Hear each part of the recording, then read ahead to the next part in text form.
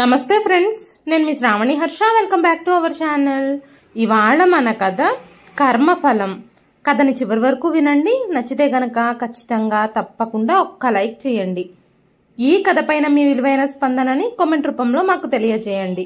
కొత్తవారు ఎవరైనా చూస్తున్నట్లయితే మన ఛానల్ని సబ్స్క్రైబ్ చేసుకోండి. రోడ్డు పక్కన కూర్చున్న రమ్య భర్త రాజీవ్, ఇంకా రమ్య తల్లిదండ్రులు సుధీర్ గారు ఇంకా సౌజన్య గారు తమ విధిని గురించి తలుచుకుని ఏడుస్తున్నారు. ఆకలి దాహంతో నలుగురు మండే ఎండల్లో బ్రతకాల్సి వచ్చింది. ఈ రోజు తలపై కనీసం కప్పు కూడా లేకుండా, ఎవ్వరి సహాయ సహకారాలు లేకుండా రోడ్డు మీద పడ్డారు. వాళ్ల దుస్థితిని తలుచుకొని బాధపడుతూ ఉన్నప్పుడు వాళ్ల ముందు ఒక కారు ఆగింది. అందరూ ఒక్కసారిగా తలలు పైకెత్తి చూశారు. కారులోంచి ఒక చెయ్యి బయటకొచ్చి వాళ్ల ముందు కొంత డబ్బు విసిరారు. అది చూసి నలుగురు ఒకరికొకరు చూసుకోవడం మొదలుపెట్టారు. నలుగురు త్వరగా లేచి కారు దగ్గరకు వెళ్లి సౌజన్య గారి చేతులు జోడించి, మేడం, ప్లీజ్ మేడం, దయచేసి మాకు సహాయం చేయండి, 2 రోజులుగా ఆకలితో ఏమీ తినలేదు అని చెబుతూ ఉండగానే కారులో ఉన్న మహిళ కారద్దాలు దించగానే నలుగురు కారు లోపలికి చూసే ప్రయత్నం చేశారు. లోపల 65 ఏళ్ల వృద్ధురాలు నల్లగద్దాలు ధరించి ఖరీదైన బట్టలు వేసుకుని కూర్చునుంది. మొదట్లో నలుగురు ఆవిడని గుర్తుపట్టలేకపోయారు. కానీ ఆవిడ తన కళ్ళద్దాలు తీయగానే నలుగురు కళ్ళు బయర్లు కమ్మాయి. లక్షల విలువైన ఆ కారులో కూర్చున్న మహిళ మరెవరో కాదు, రమ్య అత్తగారు జానకమ్మ గారు. సుధీర్ గారు ఇంకా సౌజన్య గారు ఇంకా రమ్యల కళ్ళు తమ అత్తగారిని చూసి చెలించిపోయాయి. వాళ్ళందరూ ఆశ్చర్యపోయారు. ఆవిడంత గొప్ప వ్యక్తిగా ఎలా మారింది అంటూ నలుగురు ఆశ్చర్యంగా ఆవిడని చూస్తున్నారు. లోపల కూర్చున్న జానకమ్మ గారు 100 రూపాయల నోట్లను తీసి వాళ్ల ముందు విసిరారు. నలుగురు బిచ్చగాళ్లలాగా కింద పడిన డబ్బులు ఏరుకున్నారు. డ్రైవర్, వెళదాం పదా, కారు తీయి అంటూ జానకమ్మ గారు కారద్దాన్ని పైకి వేసేసి డ్రైవర్తో చెప్పారు. ఆమె ఆ కారులో ముందుకు వెళ్ళిపోతూ ఉంది. నలుగురు ఆమె వైపే చూస్తూ ఉన్నారు. ఆవిడ విసిరేసిన డబ్బుల వైపు చూస్తూ, వెళుతున్న ఆ కారు వైపే అలా చూస్తూ ఉండిపోయారు. రాజీవ్ తన తల్లిని ఆ స్థితిలో చూసి తల్లిని గుర్తుపట్టలేకపోయాడు. కొంచెం దూరం వెళ్ళాక జానకమ్మ గారు తన కళ్ళద్దాల వెనుక కారుతున్న కన్నీళ్లను తుడుచుకొని మళ్లీ అద్దాలు పెట్టుకున్నారు. 2 ఏళ్లు గడిచిపోయాయి. కానీ నిన్నో మొన్నో జరిగినట్టున్న గతాన్ని గుర్తుకు తెచ్చుకుంటున్నారు జానకమ్మ గారు. జ్ఞాపకాల కిటికీలోంచి గతంలోని ప్రతి దృశ్యం కళ్ళ ముందుకు వస్తూ ఉంటే గతాన్ని గుర్తు చేసుకుంటూనే మెల్లమెల్లగా జానకమ్మ గారు గతంలోకి జారుకున్నారు. జానకమ్మ గారు తన భర్తని కూరగాయల బండిపై పడుకోబెట్టుకొని ఆసుపత్రి వైపు అంత చలిలో ఉదయం 4 గంటలకు పరుగులు తీస్తున్నారు. ఆ రోజు ఆయన శరీరంపై ఎటువంటి వెచ్చని శాలువా గాని, అతని పాదాలకు కనీసం చెప్పులు గానీ లేవు. ఎవరైనా జానకమ్మ గారిని ఆ స్థితిలో చూసుంటే వారి గుండె పగిలి బయటకు వచ్చేసుండేది. ఈ రోజు తన భర్త నిస్సహాయత ముందు తనకి ఏమీ పట్టడం లేదు. దాదాపు 1 గంట సేపు ఆ బండిని తోసుకొని ఆసుపత్రికి చేరుకొని డాక్టర్కి చేతులు జోడించి చెప్పింది, డాక్టర్ గారు, నా భర్త చాలా అనారోగ్యంలో ఉన్నారు. ఆయనకు చికిత్స అందక ఎంతగానో అవస్థ పడుతున్నారు. నా భర్తను రక్షించండి. జానకమ్మ గారు ఇలా చెబుతూ ఉండగానే ఆవిడకు దుఃఖం పొంగుకొచ్చింది. డాక్టర్ గారు ముందే చేతులు జోడించి వెక్కి వెక్కి ఏడవడం మొదలుపెట్టింది. డాక్టర్ గారు జానకమ్మ గారి భర్తకి చికిత్స చేయడం మొదలుపెట్టారు. వెంటనే నర్సు, అమ్మా, మేమిప్పటికే ట్రీట్మెంట్ స్టార్ట్ చేసేసాము, రేపటిలోగా డబ్బులు ఏర్పాటు చేసుకోవాలి అని చెప్పగానే జానకమ్మ గారు భర్తను అక్కడే హాస్పిటల్లోనే వదిలి పరుగున ఇంటికొచ్చారు. ఆవిడ కష్టపడి 4 ఇళ్లల్లో పాచి పనులు చేసి కూడబెట్టిన డబ్బులు కూడా ఇంట్లో కనిపించలేదు. అవి కాకుండా ఆవిడ దగ్గర 1 రూపాయి కూడా లేదు. ఏం జరిగింది అనే విషయం ఆవిడకి అర్థం కావడానికి ఎక్కువ సమయం పట్టలేదు. ఆమె డబ్బు కోసం తన కోడలు తల్లిదండ్రుల ఇంటికి చేరుకున్నప్పుడు ఆమె కోడలు స్నేహితులతో పార్టీ చేసుకుంటుంది. జానకమ్మ గారు చేతులు ముడుచుకొని తన కోడలు రమ్యతో, రమ్య, నా పరిస్థితి అర్థం చేసుకో, నేను నీ ముందు చేతులు జోడించి వేడుకుంటున్నాను. నా భర్త జీవితంతో ఆడుకోవద్దు. నా డబ్బులు నాకు తిరిగిచ్చేయి. నేను ఎంతో కష్టపడి నా భర్త వైద్యం కోసం ప్రజల ఇళ్లలో పాత్రలు శుభ్రం చేసి ఆ డబ్బులు సంపాదించాను. ఆ డబ్బుతో నువ్వు ఇక్కడ పార్టీ చేసుకుంటున్నావు అంటూ జానకమ్మ గారు తన కోడలు రమ్య కాళ్ళ దగ్గర కూర్చొని డబ్బు కోసం పదే ప్రాధేయపడింది. రమ్య జానకమ్మ గారిని బలవంతంగా కాలుతో తన్నింది. రమ్య జానకమ్మ గారిని బలవంతంగా వెనక్కి తోసి, నన్ను తాకడానికి మీకెంత ధైర్యం? ఏ డబ్బు గురించి మాట్లాడుతున్నారు మీరు? సరే, ఆ డబ్బుతో మేము పార్టీ చేసుకుంటున్నామే అనుకోండి, మీరు కూడా ఆ ముసలాయన్ని వదిలేసి మాతో కలిసి పార్టీని ఎంజాయ్ చెయ్యండి అంటూ రమ్య సిగ్గు లేకుండా నవ్వుతూ చెప్పింది. జానకమ్మ గారు చేతులు ముడుచుకొని, అమ్మా రమ్య, నన్ను ఇలా హింసించొద్దు, దయచేసి నా డబ్బులు నాకు ఇచ్చేయండి అంటూ ఒక బిచ్చగత్తెలాగా వేడుకుంది. అయితే వెంటనే రమ్య ఒక నోట్ల కట్ట తీసి జానకమ్మ గారు ముందు పెట్టింది. వెంటనే జానకమ్మ గారు గబగబా ఆ నోట్ల కట్టను తీసుకోబోయారు. వెంటనే రమ్య ఆ డబ్బు తీసుకొని మరొక స్నేహితురాలి వైపు విసిరింది. జానకమ్మ గారు తన దగ్గరకు వెళ్ళినప్పుడు ఆమె మరో వ్యక్తి వైపుకు విసిరింది. జానకమ్మ గారు రమ్య స్నేహితులందరినీ చేతులు జోడించి డబ్బులు ఇవ్వమని చాలాసార్లు అభ్యర్థించారు. రమ్య నవ్వుతూ చెప్పింది, అత్తయ్య, ఎందుకంత హడావిడి? నా స్నేహితులందరూ ఈ పార్టీలో చాలా బోర్గా ఫీల్ అవుతున్నారు. అందుకే మనం కొంచెం వాళ్ళని ఎంటర్టైన్ చేద్దాం, డాన్స్ చేసి చూపిద్దాం. మీరు నా స్నేహితులని ఎంటర్టైన్ చేస్తే సరే, లేదంటే. కోడలి మాటలు విన్న జానకమ్మ గారి కళ్ళల్లో నీళ్లు తిరిగాయి. కానీ ఆవిడ డాన్స్ ఎలా చేయగలదు? కానీ భర్త ఆరోగ్యం కోసం డబ్బులు తప్పనిసరిగా కావాల్సి వచ్చిన జానకమ్మ గారు అలాగే అందరి ముందు డాన్స్ చేస్తూ ఉంది. ఆమె కాళ్ళు చేతులు నేలపై చిన్నగా కదులుతూ ఉన్నాయి. పైగా ఆవిడ కళ్ళల్లోంచి నీళ్లు కూడా జలపాతంలా కారుతున్నాయి. ఆ అత్తగారి నిస్సహాయతను చూసి కోడలు తన స్నేహితులతో కలిసి సిగ్గు లేకుండా నవ్వుతుంది. అప్పుడే జానకమ్మ గారి కొడుకు కూడా అక్కడికొచ్చాడు. జానకమ్మ గారు తన కొడుకును చేతులు జోడించి ఏడుస్తూ, బాబు చూడు, మీ నాన్నగారి ట్రీట్మెంట్ కోసం డబ్బులు ఇవ్వమని నేను అడుగుతుంటే నీ భార్య నిరాకరిస్తుంది. నేను కష్టపడి మీ నాన్నగారి ట్రీట్మెంట్ కోసం దాచుకున్న డబ్బులవి అంటూ కొడుకును పట్టుకుని ఏడుస్తున్నారు జానకమ్మ గారు. వెంటనే రాజీవ్ జానకమ్మ గారిని తన నుంచి దూరంగా తోసేస్తూ, ఈ వయసులో పార్టీ చేసుకోకపోతే, ఈ వయసులో ఎంజాయ్ చేయకపోతే ఇంకెప్పుడు చేస్తామమ్మా? అయినా నాన్నగారికి వయసు అయిపోయింది, ఆయన చావనివ్వండి అంటూ సిగ్గు లేకుండా చెప్పి తల్లిని బలంగా పక్కకి నెట్టాడు. జానకమ్మ గారు నేల మీద పడిపోయారు. ఆయన ఈ వయసులో బ్రతికి ఎవరిని ఉద్ధరించాలి? ఆయన కోసం తాపత్రయపడితే నువ్వు కూడా చచ్చిపోతావు. మీ ఇద్దరి ప్రాణాలు గాల్లో కలిపేస్తాను అన్నాడు కొడుకు. తన భర్త గురించి కొడుకు నోటి నుంచి అలాంటి మాటలు విన్న జానకమ్మ గారికి అంత ధైర్యం ఎక్కడి నుంచి వచ్చిందో తెలియదు. వెంటనే లేచి నిలబడి కొడుకు చెంపల మీద ఒకదాని తర్వాత ఒకటి చెంపదెబ్బలు కొడుతూనే ఉన్నారు. వెంటనే రమ్య, నా భర్తని కొట్టడానికి ఎంత ధైర్యం మీకు అంటూ అడ్డుపడింది.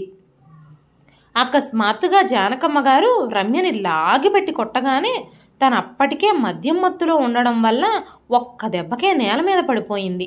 నా భర్త గురించి ఇంకొక్క మాట మాట్లాడితే జీవితాంతం మీరు జైల్లో పడి మగ్గిపోయేలా చేస్తాను అంటూ మాట్లాడుతున్న జానకమ్మ గారి ఆ రూపాన్ని చూసి రమ్య స్నేహితులందరూ అక్కడి నుంచి మెల్లగా జారుకున్నారు. రమ్య తల్లి సౌజన్య గారు బయట నుంచి వచ్చేసరికి జానకమ్మ గారు రమ్య కాళ్ళ దగ్గర ఉన్న నోట్ల కట్టను తీసుకోవడం ప్రారంభించారు. రమ్య తల్లి మాట్లాడుతూ, మీరెలాంటి మనిషి? నా ఇంటికొచ్చి నా కూతుర్ని అవమానించి నా కూతురు దగ్గర నుంచే డబ్బులు తీసుకుంటున్నారా? నా కూతుర్ని తాకే అర్హత కూడా మీకు లేదు అంటూ రమ్య తల్లి జానకమ్మ గారిపై చెయ్యెత్తడానికి ప్రయత్నించగానే జానకమ్మ గారు ఆవిడ చేతిని పట్టుకొని వెనక్కి తిప్పి కోపంగా చెప్పింది, మీ ఇంటికొచ్చి మీ కూతుర్ని అల్లుణ్ణి కొట్టిన నాకు మిమ్మల్ని కూడా కొట్టడం పెద్ద లెక్కేం కాదు. అక్కడి వరకు తెచ్చుకోకండి. మీ వయసుకి నేను మర్యాద ఇస్తున్నాను, ఆ మర్యాదని కాపాడుకోండి అంటూ జానకమ్మ గారు ఆవిడ్ని ముందుకు తోసేసి డబ్బులు తీసుకుని హాస్పిటల్కి చేరుకున్నారు. ఆమె భర్తకి మంచి వైద్యం అందింది. క్రమక్రమంగా ఆయన ఆరోగ్యం మెరుగుపడడం ప్రారంభించింది. జానకమ్మ గారు కొడుకు పెళ్లి జరిగిన సమయాన్ని గుర్తు చేసుకోవడం మొదలుపెట్టారు. అమ్మా, నీకో గుడ్ న్యూస్. నువ్వు నన్ను చాలా రోజులుగా పెళ్లి చేసుకోమని అడుగుతున్నావు కదా, అందుకే నేను కూడా పెళ్లి చేసుకోవాలని అనుకుంటున్నాను అంటూ రాజీవ్ తన తల్లి జానకమ్మ గారితో చెప్పాడు. వావ్, నా కొడుకు ఎంత చల్లటి మాట చెప్పాడు, నా గుండెంతా సంతోషంతో నిండిపోయింది అంటూ జానకమ్మ గారు నవ్వుతూ చెప్పారు. అమ్మా, రేపు మనం రమ్య వాళ్ళ ఇంటికి వెళ్ళాలి. రేపు వాళ్ళు మనల్ని ఒక్కసారి వాళ్ళ ఇంటికి రమ్మని పిలిచారు అని చెప్పగానే జానకమ్మ గారు నవ్వుతూ, నా కొడుకు నాకు అమ్మాయిని వెతికే బాధ్యత కూడా తగ్గించాడన్నమాట అన్నారు. వెంటనే రాఘవయ్య గారు, బాబు రాజీవ్, నువ్వు రమ్యని ప్రేమించావా? తనతో రిలేషన్షిప్లో ఉన్నావా అని అడిగారు. వెంటనే రాజీవ్, అవును నాన్న, నేను రమ్యని చాలా కాలంగా ప్రేమిస్తున్నాను. తను కూడా నన్ను ఎంతగానో ప్రేమిస్తుంది. తను ఇంట్లో మాట్లాడి వాళ్ళ పెద్దవాళ్ళని ఒప్పించింది. వాళ్ళ పెద్దవాళ్ళు కూడా మనందరినీ ఒకసారి కలవాలనుకున్నారు అని చెప్పాడు రాజీవ్. తర్వాత రోజు రాఘవయ్య గారు, జానకమ్మ గారు ఇంకా రాజీవ్ రమ్య వాళ్ళ ఇంటికి చేరుకున్నారు. వాళ్ళు లోపలికి ప్రవేశించగానే రాఘవయ్య గారికి, జానకమ్మ గారికి రమ్య కుటుంబం చాలా ధనవంతుల్లాగా కనిపించారు. వాళ్ళు చూస్తున్న ఇల్లు రాజభవనంలా ఉంది. ఏమైనా రాంగ్ అడ్రస్కి వచ్చామా అనుకున్నారు ఒక్కసారిగా. వెంటనే రాఘవయ్య గారు, సరే పదండి లోపలికి వెళ్ళి చూద్దాం అంటూ ముగ్గురు కలిసి లోపలికి వెళ్ళారు. రాజీవ్ రమ్య వాళ్ళ తల్లిదండ్రుల్ని కలిసి తన తల్లిదండ్రుల్ని వాళ్ళకి పరిచయం చేశాడు. కానీ రమ్య అక్కడ లేదు. జానకమ్మ గారు రాజీవ్తో చెప్పారు, బాబు, ఇప్పుడు మా కాబోయే కోడల్ని పిలువు. చాలాసేపటి నుంచి వాళ్ళ తల్లిదండ్రులతోనే మాట్లాడుతున్నాము. నా కోడల్ని చూడాలని నేను చాలా తహతహలాడుతున్నాను అనగానే, అమ్మా, రమ్య వాళ్ళ అమ్మా నాన్న మాట్లాడుతున్నారు కదా, తను వస్తుందిలే, ముందు వాళ్ళు ఏం చెప్తున్నారో విను అన్నాడు రాజీవ్. చాలాసేపు మాట్లాడిన తర్వాత రమ్య వచ్చింది. రమ్య జీన్స్ ఇంకా టీషర్ట్లో వచ్చి అందరికీ నమస్కారం చేసింది. రమ్యను అలా చూసినప్పుడు జానకమ్మ గారికి, రాఘవయ్య గారికి కొంచెం అసౌకర్యంగా అనిపించింది. మన పద్ధతి సాంప్రదాయాలకు తగ్గట్టుగా లేదు రమ్య. ఈ అమ్మాయికి మన సాంప్రదాయాలేవి తెలిసినట్టు లేవు అనుకుంటూ ఆందోళన చెందారు జానకమ్మ గారు. రాజీవ్కి పెళ్లి చేయాలని చాలా కాలం నుంచి అనుకుంటున్నారు. కానీ రాజీవ్ పెళ్లి కొప్పుకున్నప్పుడు తను తమ ఇంటి వాతావరణాన్ని పూర్తిగా భిన్నమైన అమ్మాయిని ఎన్నుకుంటాడని జానకమ్మ గారు కానీ రాఘవయ్య గారు కానీ అస్సలు అనుకోలేదు. ఈ విషయంపై వాళ్ళిద్దరూ చాలా ఆందోళన చెందారు. జానకమ్మ గారు రమ్యతో మాట్లాడుతూ, అమ్మ రమ్య, నువ్వు పెళ్ళయ్యాక ఏం చేయాలనుకుంటున్నావు అని అడిగారు. వెంటనే రమ్య, ఆంటీ, నాకు ట్రావెలింగ్ అన్నా పార్టీలన్నా చాలా ఇష్టం. అన్నింటికంటే ఎక్కువగా నిద్రపోవడం అంటే ఇంకా ఇష్టం అంది. రమ్య చెప్పిన సమాధానం విని జానకమ్మ గారు మౌనంగా ఉన్నారు. ఎందుకంటే తను వేరే ఏ ప్రశ్న అడిగినా తను ఎలాంటి సమాధానం చెబుతుందో ఆవిడ అర్థం చేసుకుంది. తర్వాత జానకమ్మ గారు రాజీవ్తో, బాబు, మా ఆనందం నీ ఆనందంలోనే ఉంది. అయితే మన ఇంటి వాతావరణానికి రమ్య అలవాటు పడగలదా? ఇక్కడ వాళ్ళ ఇంట్లో తన కింద చాలా మంది పనివాళ్ళు ఉన్నారు కాబట్టి మన ఇంట్లో పనివాళ్ళు లేకుండా తను ఎలా జీవిస్తుంది? తను మన ఇంట్లో ఎలా అడ్జస్ట్ అవుతుంది? అనగానే, పెళ్లి తర్వాత ఏ అమ్మాయి అయినా భర్త కుటుంబంతో అడ్జస్ట్ అవ్వాలి కదమ్మా, రమ్య కూడా అలాగా అడ్జస్ట్ అవుతుంది అన్నాడు రాజీవ్. వెంటనే రాఘవయ్య గారు, అవును రాజీవ్, మీ అమ్మ చెప్పింది నిజమే. వాళ్ళ ఇంటి పరిస్థితి మన ఇంటి పరిస్థితికి చాలా వ్యత్యాసం ఉంది. ఇప్పుడు మీరిద్దరూ ప్రేమించుకుంటున్నారు కాబట్టి పెళ్లి చేసుకోవాలన్న ఆలోచనతో ఈ పరిస్థితులన్నింటి గురించి మీరు ఆలోచించలేకపోతున్నారు. ఒక్కసారి పెళ్ళయ్యాక ఇంటి బాధ్యతలు తీసుకోవాల్సి వచ్చినప్పుడు ఇవన్నీ తనకే కష్టంగా కనిపిస్తాయేమో. రమ్య చాలా సంపన్న కుటుంబంలో పుట్టింది. మన మధ్యతరగతి కుటుంబంలో అడ్జస్ట్ అవ్వగలదో లేదో అన్నారు రాఘవయ్య గారు. రాజీవ్ మాట్లాడుతూ, అమ్మా, నాన్న, మీకు రమ్య గురించి తెలియదు. తన దగ్గర చాలా డబ్బుందని నాకు తెలుసు. అలాగే మనది మధ్యతరగతి కుటుంబం అని తనకీ తెలుసు. అయినా సరే నాతో పెళ్లికి తను అంగీకరించింది. తన గురించి మీరు అస్సలు అంచనా వేయలేరు. ఆమె తన తండ్రికి ఒక్కగానొక్క కూతురు. అయినా సరే ఇప్పటికీ తను సింపుల్గానే ఉండాలనుకుంటుంది. మా పెళ్లి కూడా సింపుల్గానే జరగాలని కోరుకుంటుంది. దానివల్ల మీరు ఎటువంటి ఖర్చులు భరించాల్సిన అవసరం లేదు. ఒక అమ్మాయి ధనవంతురాలైనంత మాత్రాన తను చెడ్డదవ్వాల్సిన పని లేదు. మీరు ఎక్కువగా ఆలోచించొద్దు. రమ్య కంటే మంచి అమ్మాయి నాకు దొరకదు అని రాజీవ్ చెప్పినప్పుడు జానకమ్మ గారు కానీ రాఘవయ్య గారు కానీ ఇంకేమీ మాట్లాడలేదు. ఆ తరువాత రమ్య ఇంకా రాజీవ్ పెళ్లి చేసుకున్నారు. పెళ్లి అంత ఆర్భాటంగా ఏం జరగలేదు. 2 వైపుల నుంచి ముఖ్యమైన అతిథులను మాత్రమే ఆహ్వానించి చాలా సింపుల్గా పెళ్లి చేసుకున్నారు. కానీ పెళ్లి తర్వాత రోజు రాజీవ్ ఇంకా రమ్య తమ తల్లిదండ్రుల ఇంటికి వచ్చినప్పుడు రమ్య తల్లిదండ్రులు ఆ ఇంట్లో పెద్ద పార్టీని ఏర్పాటు చేశారు. ఆ రోజు రాజీవ్ రమ్యతో, మీ ఇంట్లో ఇంత పెద్ద పార్టీ జరుగుతుందని నీకు తెలిసినప్పుడు మా అమ్మా నాన్నల్ని ఎందుకు ఆహ్వానించలేదు అని అడిగాడు. రాజీవ్ తన తల్లిదండ్రులు కూడా ఈ పార్టీకి రావాలని కోరుకున్నాడు. కానీ రమ్య రాజీవ్తో, మీ అమ్మా నాన్నని నేను ఎందుకు ఆహ్వానించలేదంటే, నగరంలోని ప్రముఖులందరూ ఈ పార్టీకి రాబోతున్నారు.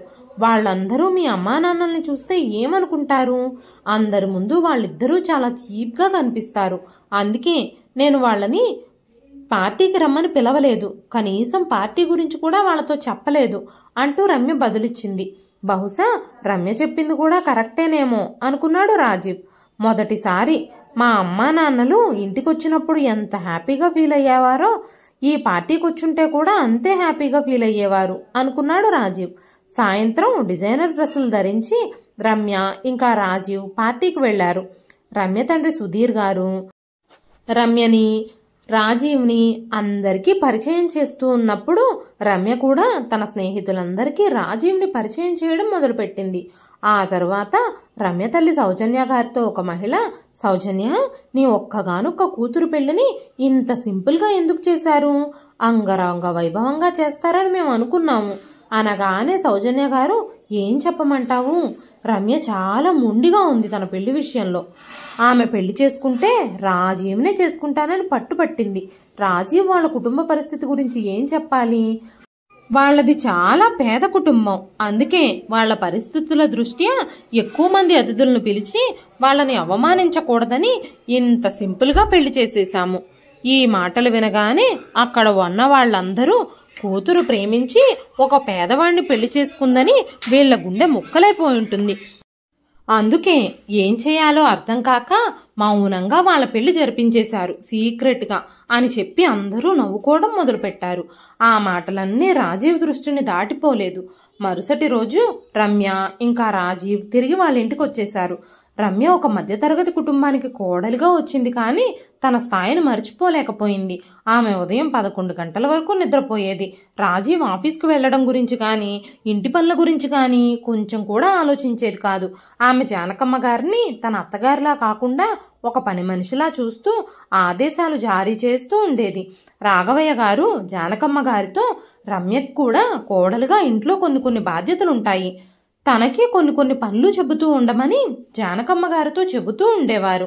కానీ జానకమ్మ గారు, ఇప్పుడే కదా కోడలు మన ఇంటికి వచ్చింది, ఈ వాతావరణానికి తను కాస్త అలవాటు పడాలి కదా, తనకు సర్దుకుపోవడానికి కొంత టైం ఇద్దాం అంటూ అన్ని పనులు తానే చేసేవారు జానకమ్మ గారు.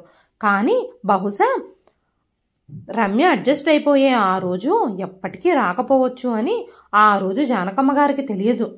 రోజుకి రమ్య రోజంతా ఖాళీగా కూర్చోవడం, మొబైల్ చూసుకోవడం చేస్తూ ఉండేది.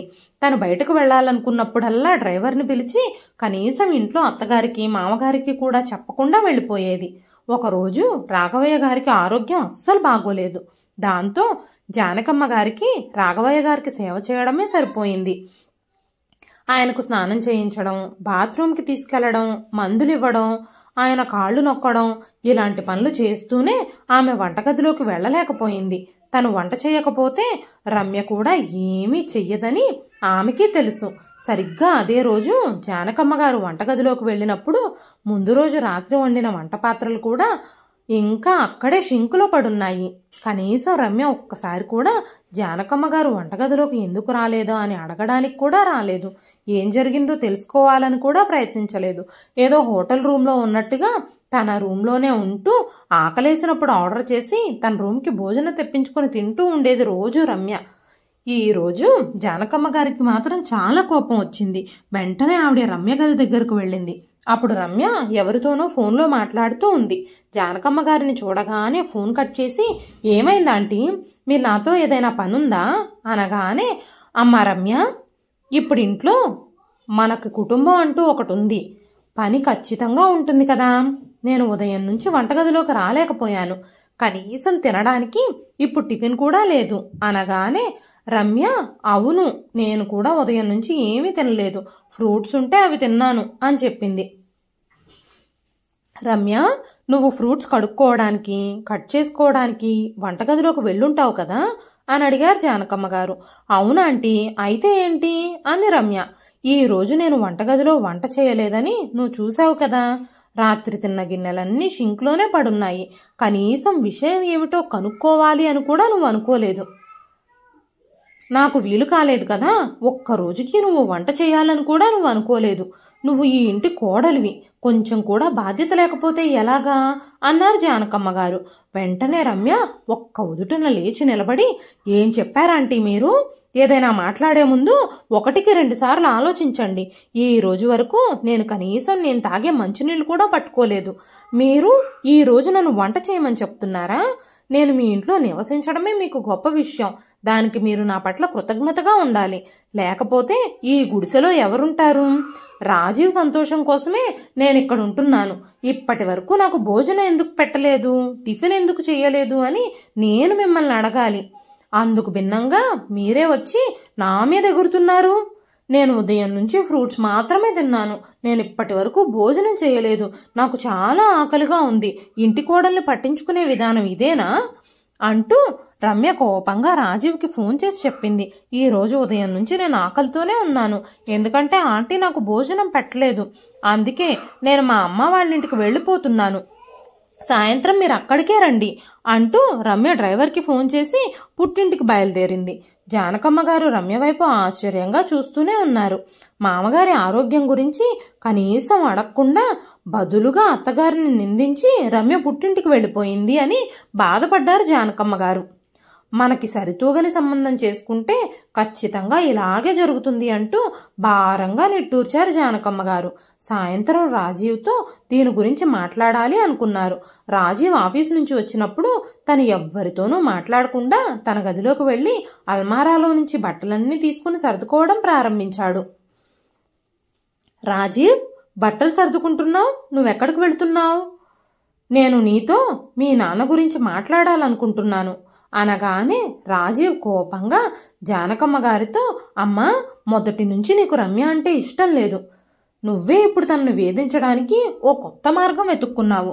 ఉదయం నుంచి తనకి భోజనం పెట్టకుండా తనని హింసించావు. తను చాలా గొప్పగా పెరిగింది. కాలు కింద పెట్టకుండా పెంచారు తన అమ్మా నాన్నలు తనని.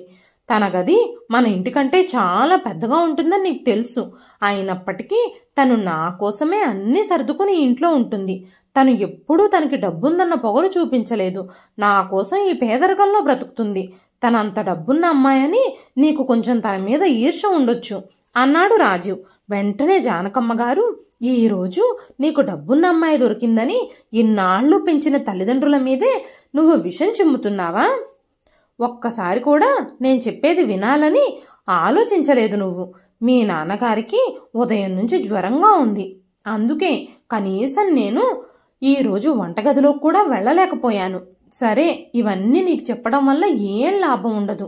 జరుగుతున్న పరిస్థితుల్లో ఎలాంటి తేడా ఉండదు అని నాకు తెలుసు. నీ భార్య ఈరోజు ఆకలితో ఉండడమే నీకు పెద్ద విషయం అన్నారు జానకమ్మ గారు. రాజీవ్ ఇది విన్నాడు. కానీ తన తండ్రి ఆరోగ్యం గురించి ఏమీ పట్టించుకోకుండా తన భార్య దగ్గరకు వెళ్ళిపోయాడు. ఆ రోజు రాత్రి రమ్య ఇంకా రాజీవ్ ఇంటికొచ్చారు. లేటుగా ఇంటికొచ్చిన రమ్య, రాజీవులు నేరుగా తమ గదిలోకి వెళ్ళిపోయారు. జానకమ్మ గారు కూడా ఎలాగోలాగా ఉప్మా చేసుకొని రాఘవయ్య గారికి జావ కాసిచ్చి తను కూడా ఉప్మా తిని సర్దుకుంది. రాజీవ్ ప్రవర్తనలో ఆ రోజు నుంచి చాలా మార్పు వచ్చింది. జానకమ్మ గారు కూడా రాజీవ్ నా విషయం గురించి ఇంకేమీ అడగలేదు. మరుసటి రోజు ఉదయం జానకమ్మ గారు రాఘవయ్య గారి కోసం వంటగదిలో జావ చేస్తున్నారు. అప్పుడు రాజీవ్ స్వయంగా వచ్చి తనకి ఇంకా రమ్యకి టీ చేయడం మొదలుపెట్టాడు. ఎప్పుడూ కనీసం నీళ్లు కూడా ముంచుకొని తాగడం తెలియని కొడుకు తనకి తన భార్యకి టీ చేస్తున్నాడు అనుకుని జానకమ్మ గారు ఏమీ మాట్లాడలేదు. ఏదైనా మాట్లాడితే పెద్ద వాదన జరుగుతుందని ఆవిడకి తెలుసు. కాబట్టి ఆవిడ మౌనంగా నిలబడ్డారు. కాసేపు అయ్యాక రమ్య కూడా వంటగదిలోకి వచ్చి జానకమ్మ గారితో చెప్పింది, ఆంటీ, ఈరోజు బ్రేక్ఫాస్ట్లోకి పూరీ చెయ్యండి. నిన్నటిలాగా మీరు నన్ను ఆకలితో మార్చొద్దు అంది. రాజీవ్ కూడా అక్కడే నిలబడి అంతా చూస్తున్నాడు. కానీ రమ్య అలా మాట్లాడినందుకు తనని మందలించడానికి బదులుగా జానకమ్మ గారితో, అమ్మా, రమ్యని చాలా కష్టపడి ఒప్పించి మళ్ళీ మన ఇంటికి తీసుకొచ్చాను. తిరిగి తనకు కోపం తెప్పించొద్దు. ఆమె ఏది చెప్తే అది చెయ్యి. తనకి ఏం కావాలో జాగ్రత్తగా చూసుకో. ఏది ఏమైనా తను ఒక ధనవంతుల అమ్మాయని నువ్వు గుర్తుంచుకో. ఇంతకు ముందు నుంచి కూడా రోజు ఇంట్లో వంట చేసేది నువ్వే కదా. అలాంటప్పుడు ఈరోజు భోజనం తయారు చేయడానికి నీకేంటి సమస్య అన్నాడు రాజీవ్. రాజీవ్తో జానకమ్మ గారు చాలా చెప్పాలనుకున్నారు, కానీ ఏమీ మాట్లాడాలనిపించలేదు. సాయంత్రానికి రాఘవయ్య గారి ఆరోగ్యం మరింత క్షీణించడంతో జానకమ్మ గారు రాజీవ్తో మీ నాన్నగారిని డాక్టర్ దగ్గరికి తీసుకెళ్లమని, లేదంటే మందులు తీసుకురమ్మని చెప్పడానికి వాళ్ళ గది దగ్గరకు వచ్చారు. అయితే రాజీవ్ అదే సమయంలో రమ్య వాళ్ళ తల్లిదండ్రులతో వీడియో కాల్లో బిజీగా ఉన్నాడు. ఆ సమయంలో జానకమ్మ గారు రాజీవ్ దగ్గరకు వచ్చి, బాబు, మీ నాన్నకి జ్వరం చాలా ఎక్కువగా ఉంది, మందిచ్చినా కూడా జ్వరం తగ్గలేదు, అంతకంతకీ పెరుగుతుంది, నువ్వు ఆయన్ని హాస్పిటల్కి తీసుకెళ్లమని అడిగింది. వెంటనే రాజీవ్, అమ్మా, మేము మా మామగారింట్లో పార్టీకి వెళుతున్నాము, వచ్చేటప్పుడు మెడికల్ షాప్ నుంచి మందులు తెచ్చిస్తాను అని చెప్పగానే జానకమ్మ గారికి పట్టరాని కోపం వచ్చింది. ఆవిడ కోపంగా, నువ్వు మా కడుపున చెడబుట్టావు, తండ్రి అనారోగ్యంతో మంచంలో ఉంటే నువ్వు మీ మామగారి పార్టీకి వెళ్ళాలనుకుంటున్నావు కదా, తండ్రి ఆరోగ్యం కంటే కూడా మీకు పార్టీలు ఫంక్షన్లే ముఖ్యం అంటూ కొడుకును అసహ్యించుకొని తన భర్తని హాస్పిటల్కి తీసుకెళ్లడానికి ఆటో కోసం వెతుకుతూ వెళ్లారు జానకమ్మ గారు. ఆమె ఎంత తిరిగినా ఒక్క ఆటో కూడా కనిపించలేదు. ఆమె తిరిగి ఇంటికి వచ్చినప్పుడు ఇంటి బయట నిలబడి ఉన్న రమ్య వాళ్ళ డ్రైవర్ని చూసింది. రమ్య ఇంకా రాజీవ్ కారులో కూర్చుని సిద్ధంగా ఉన్నారు. అప్పటికే రమ్య జానకమ్మ గారు రాఘవయ్య గారి ట్రీట్మెంట్ కోసం దాచిన డబ్బులన్నీ తీసుకొని దాచిపెట్టేసింది. అత్తగారిని ఇబ్బంది పెట్టాలనే రమ్య కావాలనే ఆ పని చేసింది. తిరిగొస్తున్న జానకమ్మ గారిని చూస్తూ రాజీవ్, అమ్మా, నువ్వు చెప్పింది నిజం, మాకిక్కడ గౌరవం లేదు, మీరు ఎలాగో ఈ పేదరికంలో బ్రతకడం అలవాటు చేసుకున్నారు, కానీ దేవుడు నా తలరాతలో ఐశ్వర్యాలు రాశాడు, అందుకే ఇక మీద నుంచి నేను రమ్య వాళ్ళింట్లోనే ఉంటాను అని చెప్పి రమ్య రాజీవ్ వెళ్ళిపోయారు. జానకమ్మ గారు కొడుకు కోసం కన్నీళ్లు పెట్టుకున్నారు. ఒక్క ఆటో కూడా దొరకకపోవడంతో తెల్లవారుజాముకంతా రాఘవయ్య గారికి జ్వరం బాగా ఎక్కువైపోయింది. కూరగాయలు అమ్మే వ్యక్తి బండి తీసుకొని ఆ బండి మీద రాఘవయ్య గారిని పడుకోబెట్టుకుని ఆసుపత్రికి తీసుకెళ్లారు జానకమ్మ గారు. మరోవైపు రాజీవ్ తన రిచ్ వైఫ్తో బిజీగా ఉన్నాడు. ఆ సంఘటనలన్నీ జరిగిన 2 ఏళ్ల తర్వాత ఈ రోజు రాజీవ్, రమ్య ఇంకా రమ్య తల్లిదండ్రులు బిజినెస్లో లాస్ వచ్చి తమ బిజినెస్లో షేర్స్ అన్నీ వేరే వాళ్ళకి అమ్మేసి రోడ్డు మీద పడ్డారు.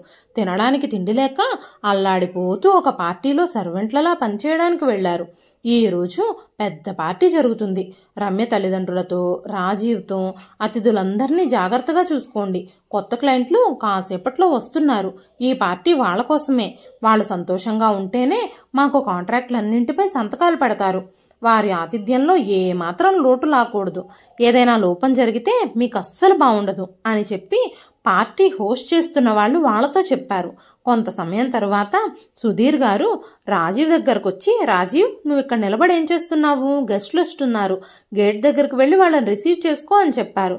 కాసేపటి తర్వాత ఓ పెద్ద కారు వచ్చి గేటు ముందు ఆగింది.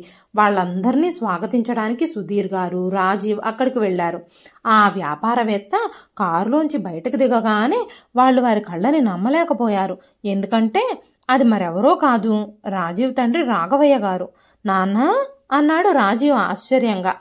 మీకు మంచి చోటే పని దొరికినట్టుందే, ఇప్పుడు మీరు ఈ బిజినెస్ మ్యాన్ దగ్గర పనిచేస్తున్నారా అన్నాడు రాజీవ్. అవును బాబు, నేను ఆ బిజినెస్ మ్యాన్ దగ్గరే పనిచేస్తున్నాను, నువ్వు డోర్ తెరిచి ఆ బిజినెస్ మ్యాన్ని పార్టీలోకి ఆహ్వానించు అనగానే రాజీవ్ గబగబా వెళ్ళి కారు డోర్ తెరిచినప్పుడు అక్కడ కారు లోపల తన తల్లి జానకమ్మ గారు కూర్చుని ఉండడం చూశాడు.